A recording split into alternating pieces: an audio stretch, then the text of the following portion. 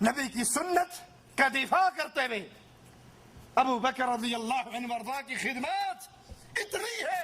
صرف ایک مثال اپنے سامنے رکھیے کہ نبی کی سنت کی مخالفت ابوبکر برداشت نہیں کیا کرتے تھے. ایک عورت نے حج کے دوران خاموش رہنے کی منت مانی کہ پورے حج میں خاموش رہوں گی.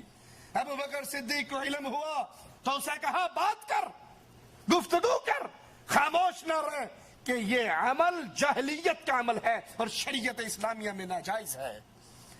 آج ہمارے ہاں بھی پیروں نے روزے رکھے ہوتے ہیں نا، نو چپ شاہ، پیر چپ شاہ. حویلی لکھا سے آگے جاؤ، دیپال پور سے حویلی لکھا کی طرف جاؤ تو راستے میں ایک دربار ہے، میں نے خود دیکھا ہے. پیر چپ شاہ. کیوں جی؟ بڑی پہنچی ہوئی سرکار ہے، 9 سال سے چپ کا روزہ رکھا ہے. مگر انشاءاللہ پکا ہی چپ ہو جائے. یہ چپ کا روزہ رکھنا، یہ خاموش رہنا، یہ مراقبے اور چلے کاٹنا، اس کی تعلیم ابوبکر صدیق رضی اللہ عنہ وارضا اس کو کیا کہتے ہیں کہ یہ جاہلیت کا عمل ہے. زمانہ جاہلیت میں ہوا کرتا تھا، شریعت نے اس کو ناجائز قرار دے دیا. یہ پیر چوپ شاہ آج بڑے پہنچے ہوئے پیر ہیں شریعت کے اندر. یہ اللہ کے رسول صلی اللہ علیہ وسلم کے گستاخ ہیں. یہ نبی کی شریعت کے مقابلے پہ اپنی شریعت بناتے ہیں. لشکر شام پہ جب یزید بن ابی سفیان کو سپہ سالار بنا کر رخصت کیا تو رخصتی کے وقت فرمایا سنو، کسی عورت کو قتل نہ کرنا، کسی معذور کو قتل نہ کرنا، کسی بوڑھے کو قتل نہ کرنا، پھلدار درختوں کو نہ کاٹنا، کھیت نہ اجاڑنا، کھجور کے درخت کو جڑ سے نہ کاٹنا اور نہ جلانا، اسراف نہ کرنا اور بخل بھی نہ کرنا. اپنے عمراء کو اللہ کے نبی صلی اللہ علیہ وسلم کی تعلیمات سنا کر پھر میدان جہاد کے لیے روانہ کرتے. مسلمان کے خون کی قیمت ابوبکر صدیق کی نظر میں کتنی تھی؟ ایک شخص ابوبکر صدیق رضی اللہ عنہ وارضا پر کے ساتھ گفتگو کرتا ہے، ابوبکر اس میں ناراض ہو جاتے ہیں. دوسرے صحابی کہتے ہیں اللہ کے نبی کے خلیفہ اس شخص کی گردن کاٹ دو.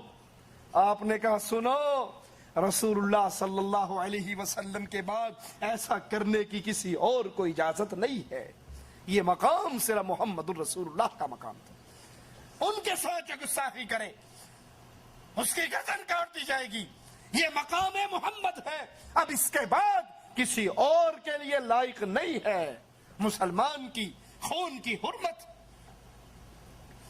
اگر ان کی شان دیکھنا چاہتے ہو تو قرآن حکیم کی آیت ثانی اثنین اذ ہما فی الغار اذ یقول لصاحبہ لا تحزن ان اللہ معنا.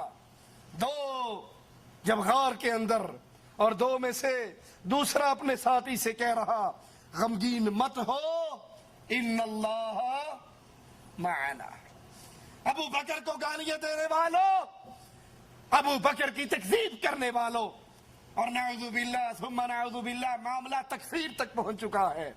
لوگ آج ابو بکر کے ایمان کا انکار کرتے ہیں. اگر تمہاری بات مان لی جائے قرآن کی اس آیت کا کیا ترجمہ کرو گے؟ رسول صلی اللہ علیہ وسلم ابو بکر سے کہہ رہے، قرآن کے الفاظ گواہی دے رہے، لا تحزن ان اللہ معنا. غم کیوں کرتے ہو؟ اللہ ہمارے ساتھ ہے. اگر نبی ایمان والے تھے اور ابو بکر نعوذ باللہ بقول تمہارے اہل ایمان میں سے نہیں تھے، پھر قرآن کیوں کہہ رہا ہے ان اللہ معنا، اللہ ہمارے ساتھ ہے؟ نبی کو یہ کہنا چاہیے تھا ان اللہ معی، رب میرے ساتھ ہے. جس طرح اللہ اپنے رسول کے ساتھ، اسی طرح وہی اللہ کی معیت اس وقت ابو بکر صدیق رضی اللہ عنہ وارضا کو حاصل تھی. ان کا ایمان بنی اسرائیل کے ایمان سے بہت بڑا ہوا تھا.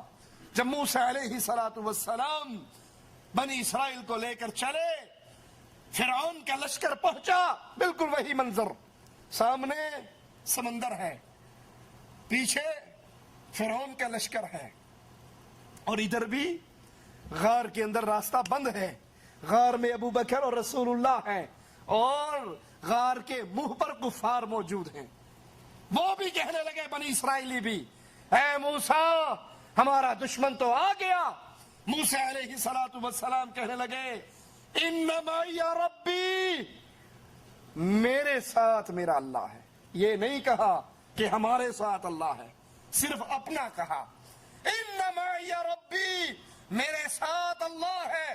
بنی اسرائیل کو موسیٰ سے وہ نسبت نہیں ہوئی تھی جو ابوبکر کو محمد کے ساتھ تھی صلی اللہ علیہ وسلم۔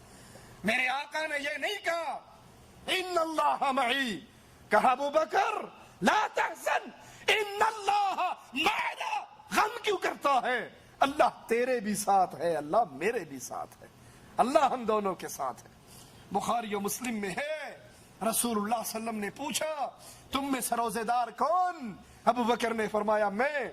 پوچھا جنازے کے ساتھ کون چلا؟ ابوبکر نے فرمایا میں۔ پوچھا محتاج کو کھانا کس نے کھلایا؟ ابوبکر نے کہا میں نے۔ پوچھا بیمار کی عیادت آج کس نے کی؟ ابوبکر نے کہا میں نے۔ آپ نے فرمایا سنو، جس میں یہ چار باتیں اکٹھی ہو جائیں، محمد کریم گواہی دے رہے ہیں وہ بندہ جنتی ہے۔ اور یہ چاروں باتیں ابوبکر صدیق میں موجود تھی۔